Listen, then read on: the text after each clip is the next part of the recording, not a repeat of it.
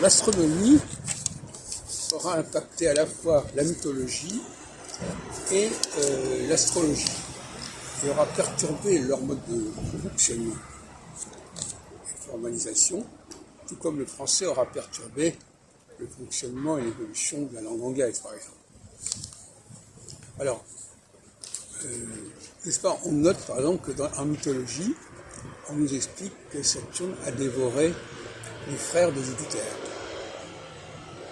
notamment Neptune et Pluton. Alors, comme par hasard, Neptune et Pluton n'ont pas de planète en leur nom.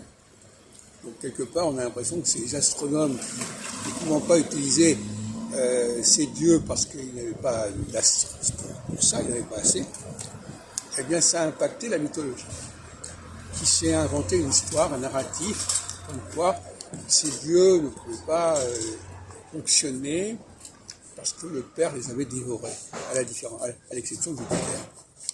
Et en ce qui concerne l'impact de l'astronomie sur l'astrologie, eh bien, le zodiaque astronomique, le nom des constellations astronomiques, s'est imposé à l'astrologie.